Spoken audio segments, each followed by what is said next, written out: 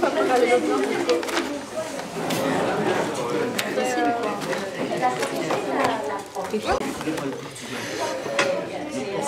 C'était ça qui était sur tes cheveux ici.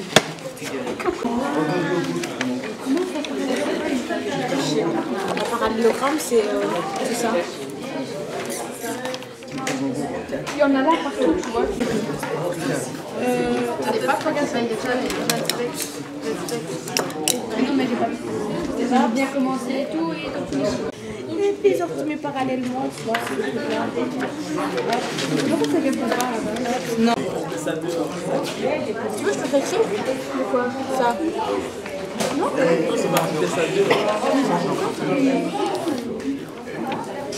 Yann.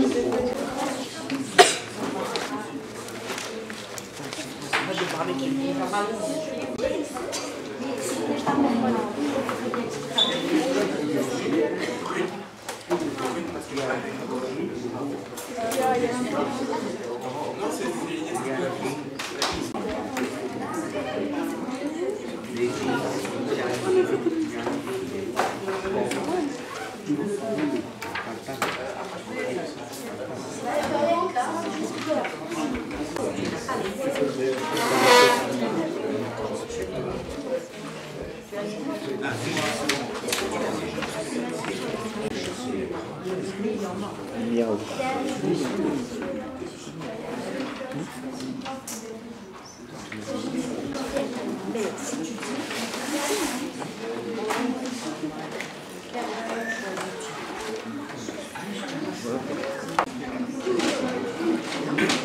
Ça, c'est tu choisis. Tu choisis entre deux éléments. Non, non, tu as le choix. Et c'est la même chose. Là, c'est l'exemple. Quelle là, mais il y en a d'autres. Il y a des personnes qui il a oublié tout ça. Ça, ce sont tous les mêmes. Là, t'occupe pas. Toi, je veux bien que tu fasses tous les exercices de la famille. Alors, est-ce que tu veux bien? Oui, tu veux bien. Pour voir tes habitudes. Est-ce que ça donne genre des photos de manga? Alors, comment est-ce qu'on fait quand on a deux sur les... Oh, des photos de manga, je les avais. Je regarde plusieurs mangas. Il y a ça, les solutions de DNP. Mais je vais d'abord commencer par le DNP. Je crois qu'il y a un peu de temps. Oh là là. Quoi? Jean-Michel. Donc, femmes, je pense qu'il y a des fois qui peuvent des femmes, des enfants, des personnes, des filles, des garçons. Et alors, là, j'explique. C'est ce que vous effectuez et décidez. Oh, tu dois enlever ce qui est souligné. Après, plus de nom. Après le mec, il y a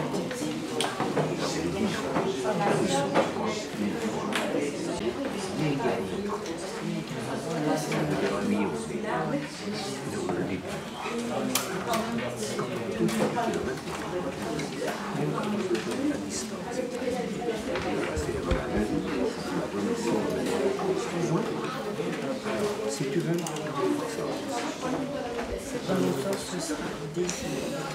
Si, mais là, t'as vu?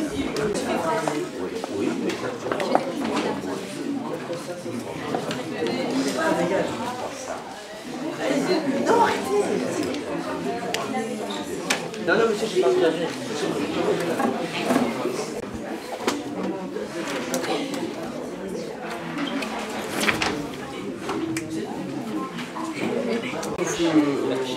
Oui, avec les années, ça évolue.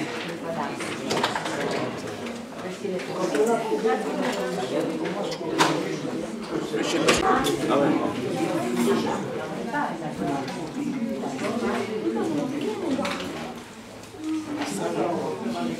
Ah non, ça va, à quelle année? Ah,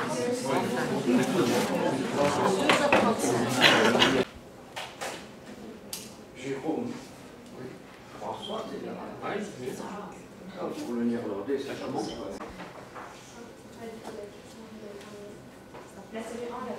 et tu as mis des conditions. Pourquoi vous ne mettez pas une des conditions d'existence aux autres quand il y a des racines? Quand il y a des dénominateurs? Comment c'est condition d'existence? Ah ben oui, parce que tu ne peux pas dire c'est égal 3, 2 divisé par 0, ça ne peut pas aller, hein? Non, madame, on fait comme ça. Oui, oui, mais faire comme ça s'appelle comment? J'ai oublié. Comment ça, j'ai oublié? Oh, C'est ben, pas un moyen, ça. C'est la faute d'aujourd'hui, madame. Allez, c'est faire quoi? Une somme ou un produit, une différence? Égal le produit des moyens. Ah oui.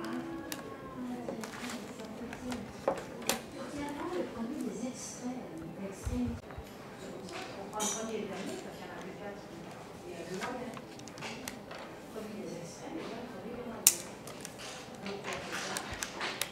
Et il y a 3 fois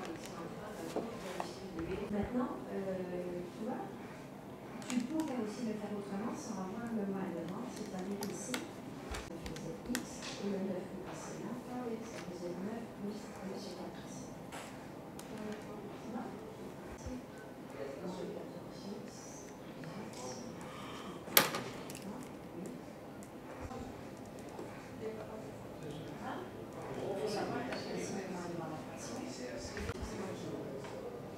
pour moi, c'est le premier, deuxième, troisième, quatrième. Tu fais bien le là, 10 moins 5, moins 12, 2 plus 6, c'est bon. Bonjour Salomon Actan, merci de nous recevoir ici au Standard de Liège pour un petit peu nous présenter cette structure, cette association qu'est le fan coaching. Est-ce que vous pourriez resituer un petit peu cette association et nous dire d'où elle vient, dans quel contexte elle a été créée? Donc, la naissance, c'est suite malheureusement au drame de Heysel que nous avons vécu en 85 lors de la finale de la Champions League. À ce moment-là, on l'appelait ça la Coupe des Champions entre la Juventus de Turin et Liverpool, où la première fois les téléspectateurs ont vu la violence en direct, puisque malheureusement lors de ce match-là, il y a 39 supporters qui ont laissé leur vie et plus de 500, entre 500 et 600 blessés. Donc suite à ça, le pouvoir politique a pris cette problématique de la violence dans et aux alentours des stades de football en main, et il y a une première structure qui a été créée dans le nord du pays, notamment à Anvers.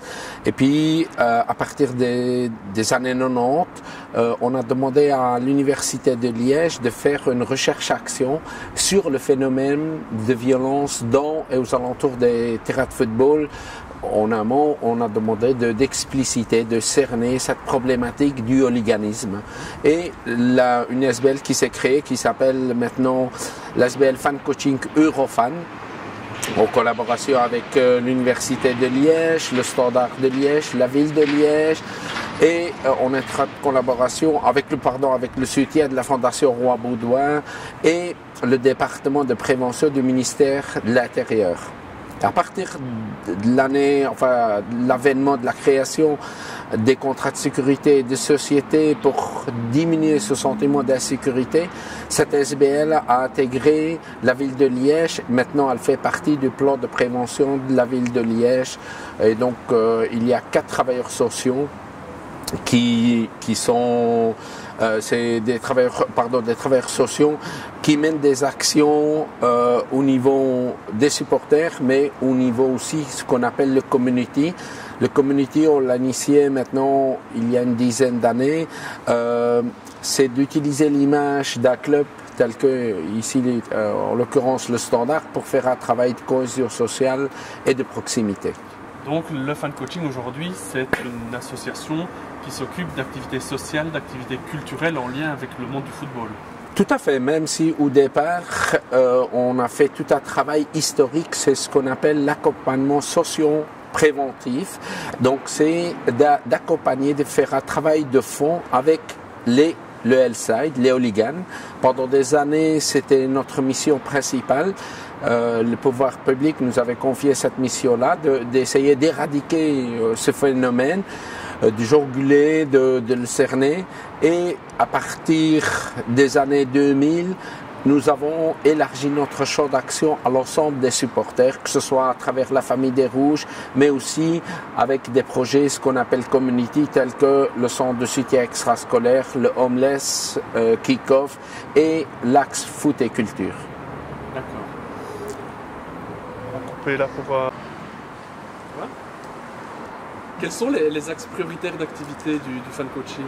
Donc, historiquement, comme j'ai expliqué, le premier axe, c'est l'accompagnement socio-préventif des supporters. Donc, il y a 2 fan coachs, 2 travailleurs sociaux présents à tous les matchs du Standard, que ce soit un match à domicile ou un match en déplacement, un match de championnat ou de Coupe de Belgique ou de Coupe d'Europe. Et là, le rôle des fan coachs est multiple, mais le rôle principal, c'est d'être l'intermédiaire entre les supporters et l'institutionnel, qui sont les clubs et les forces de l'ordre. Il y a un deuxième axe qui est la maison des supporters. Donc, ce local a été érigé par les supporters eux-mêmes dans un cadre d'une formation de réinsertion socio-professionnelle en collaboration avec le Forum. Donc, c'est des supporters sans emploi. Ils ont construit leur propre local aidés par des ouvriers qualifiés de la ville de Liège, de l'Échevinat des Travaux. Ce local nous sert aussi de lieu d'accueil lors des matchs à domicile, puisque ce local accueillait le noyau dur, mais aussi les groupes, enfin les autres supporters. Le troisième axe, c'est les activités. Là, on utilise les activités pour mieux faire connaître, mieux intervenir sur le comportement des supporters. Là, on a fait vraiment de tout. Au départ, c'était des activités liées au football, mais aussi on a fait beaucoup d'activités de ce qu'on appelle de sport-aventure. Mais depuis maintenant quelques années, on fait des activités culturelles, parce qu'on utilise de plus en plus l'outil culturel comme outil de prévention. Et alors, le quatrième axe, c'est la réinsertion socio-professionnelle. Ça, c'est à la demande du supporter. Mais alors, depuis maintenant une dizaine d'années, on a rajouté, en étroite collaboration avec le Standard, ce qu'on appelle un axe community. L'axe community, c'est utiliser l'image du Standard pour faire un travail de cohésion sociale et de proximité. On a initié, il y a plus de 7 ans, un centre de soutien extrascolaire. Donc, tous les mercredis après-midi et les samedis matins, il y a en moyenne 25 à 30 enfants du quartier d'Esclessin, mais aussi des enfants de supporters qui viennent faire de la remédiation scolaire dans les locaux du Standard, dans l'espace média. Nous avons recruté un staff d'une dizaine de professeurs bénévoles qui viennent dispenser leur savoir. Les mardis matins, nous avons un accord avec la WIP, l'Agence Wallonne d'intégration pour personnes handicapées. C'est des personnes handicapées mentales et physiques qui viennent faire des modules d'entraînement de football. Et alors l'après-midi, c'est l'activité Homeless, c'est la réinsertion à travers le sport. C'est des personnes fragilisées, SDF, toxicomanes, alcooliques, qui viennent faire un entraînement de football encadré par un éducateur du fan coaching et par un entraîneur de l'Académie Louis Dreyfus. Et puis, il y a tout un axe, foot et culture. Là, comme je disais tout à l'heure, on utilise la culture comme outil de prévention. Il y a eu un atelier théâtre, un atelier lecture et écriture, et il y a un centre de documentation. On a fait des ciné-débats, on organise des conférences sur des thématiques variées. Donc voilà. Est-ce que le fan coaching est aussi actif dans d'autres clubs que le Standard de Liège? Alors historiquement, donc le fan coaching a été créé, le premier fan coaching de supporters, c'est à Anvers, dans la métropole. Le deuxième fan coaching, ça a été au Standard de Liège. Et puis, à partir des années 90 jusqu'en 2000-2003, il y a eu pratiquement des fan coaching dans tous les grands clubs de première division. Malheureusement, pour des raisons pardon, excusez-moi, pour des raisons qui nous échappent, ces fan coaching ont été supprimés. Il en reste à Charleroi et au Lirs. Par contre, maintenant, il y a dans tous les clubs de la Pro League ce qu'on appelle un community manager pour faire des actions telles que les nôtres dans le cadre community. Et donc le Standard est quand même un des clubs ou une des villes, la ville de Liège, les plus avancées en Wallonie ou en Belgique pour avoir cette démarche? Non seulement en Belgique, mais aussi au niveau de l'Europe. C'est pour ça qu'on a créé, donc il y a l'ASBL au départ, c'était Fan Coaching, et puis on a joint Eurofan. Eurofan, c'est les bonnes pratiques d'échange au niveau européen. Et là, on a travaillé avec des clubs tels que le PSG, mais aussi Barcelone et d'autres clubs. Et on a travaillé pendant des années, on continue à travailler avec le Forum européen pour la sécurité urbaine, où en Europe, il y a 365 villes qui sont affiliées. Et donc, il y a des projets d'échange des bonnes pratiques au niveau de la prévention au niveau européen. Merci beaucoup. Voilà. Désolé.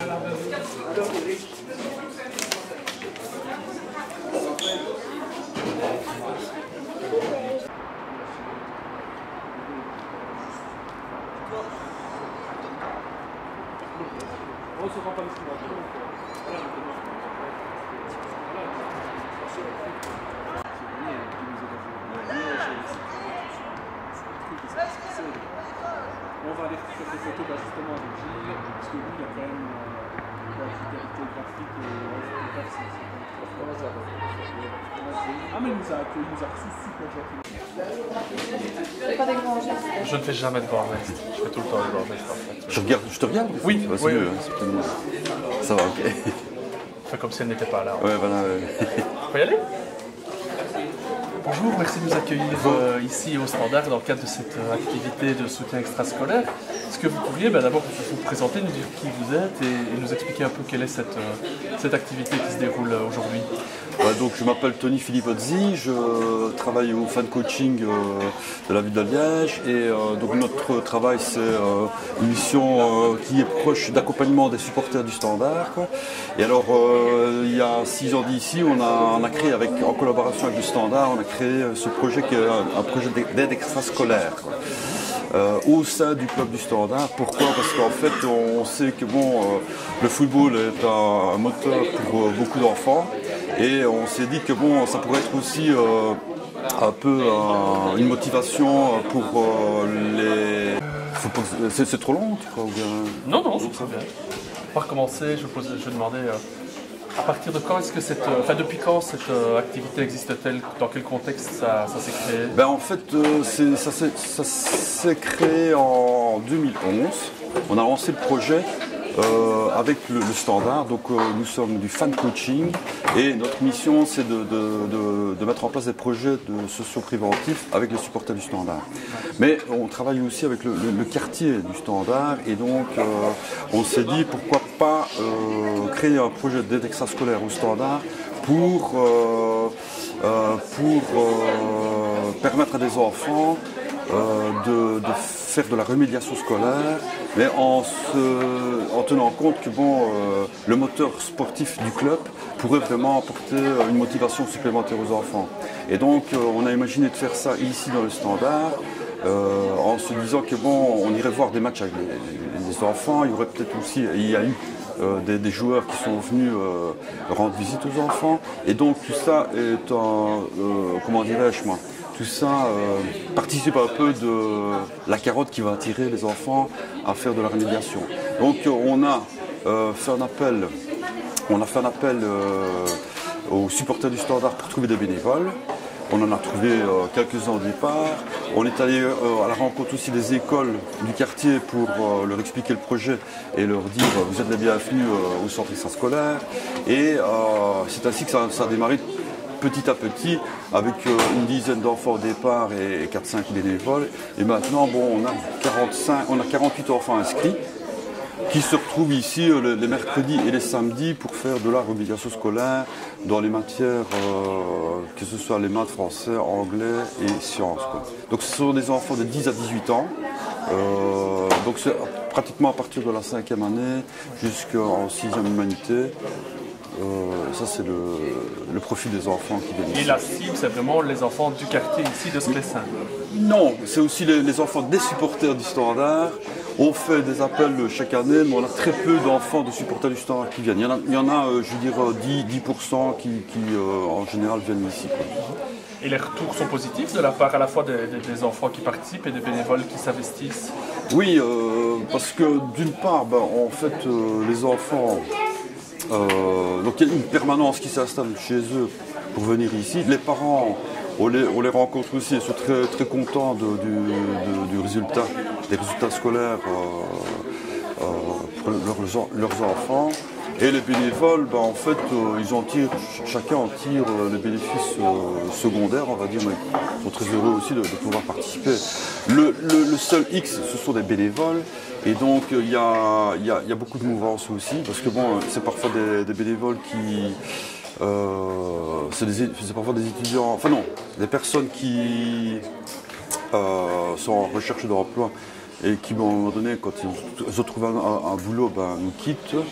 Ou des personnes plus âgées aussi qui, à un moment donné, sont plus fatiguées et nous quittent aussi, quoi. Donc, l'un dans l'autre. Nous, on est toujours en recherche de bénévoles dans le sens où plus il y a de bénévoles, plus on sait faire du travail individualisé, quoi.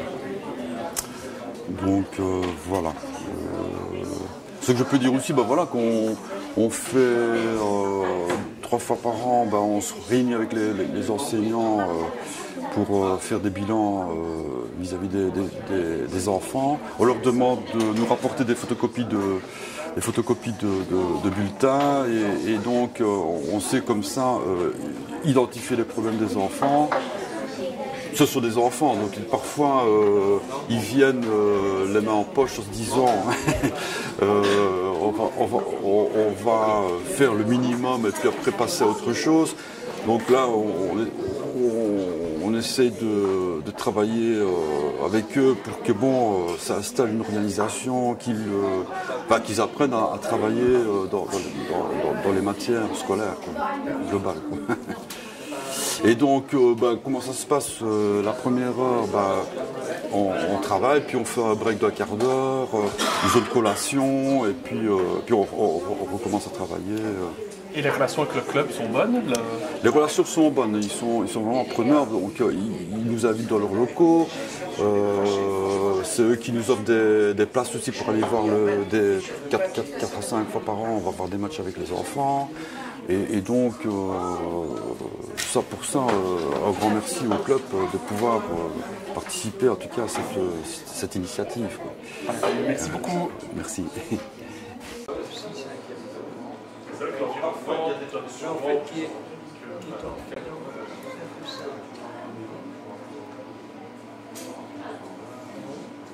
Oui, il faut profiter de ça pour amener celle-là est équivalente. Le procès de l'expo, c'est réfléchir au Quelle est la chute de tension dans cette phénomène, sur le rôle de la société actuelle. C'est aussi Après, nous, l'expo, parce que c'est dans une ancienne église, donc il y a quand même un côté. Mais alors, notamment dans la contemporaine, il y a pas mal d'artistes qui font des rapports. Là, il y a des gens qui ont fait des goals de foot, mais en vitro, par exemple, des statues religieuses avec des maraudes, des choses comme ça. Il y a quand même pas mal de choses. Enfin, c'est deux thématiques qui sont quand même. Qui amènent beaucoup de liens en général, donc c'est assez intéressant. Oui, c'est ça aussi, notamment. Et alors, on envisage. Toutes les colonnes, c'est lui qui les a conceptualisées, je veux dire. Voilà, il y a tous ces éléments-là qu'on va aborder, évidemment. C'est bien. Oui. Dans ce genre d'activité, quoi. C'est un petit peu pour comprendre qui sont les participants. Ça va, on peut on va encore attendre un tout petit peu.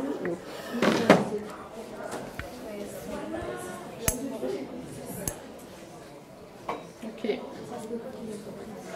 Bonjour. Bonjour monsieur, merci d'accepter de répondre à quelques questions. Est-ce que vous pourriez dans un premier temps vous présenter, nous dire qui vous êtes, quel est votre profil et puis pourquoi vous avez décidé de venir ici au Standard faire du soutien extrascolaire?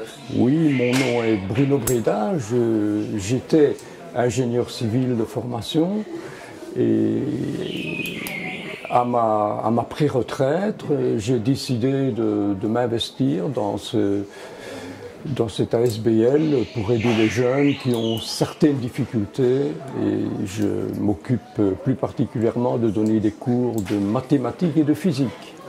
Est-ce que vous êtes originaire ici du quartier ou... Je suis né à Serein. D'accord. Et vous êtes un fan du Standard? J'ai joué moi-même au football pendant 40 ans et je continue à être supporter du Standard, oui. Et que pensez-vous du fait qu'un club accueille comme ceci des activités de soutien extrascolaire pour les enfants du quartier? C'est quelque chose qui vous semble normal, qui est une action positive? C'est évidemment une action positive et la seule chose qu'on peut regretter, c'est que ça ne se fasse pas dans davantage de clubs de la région. Mais je trouve que c'est une excellente chose et j'en félicite le Standard. Et vous, à titre personnel, qu'est-ce que vous retirez de cet investissement que vous avez D'abord, j'en retire je continue à avoir une activité intellectuelle, ce qui est très important.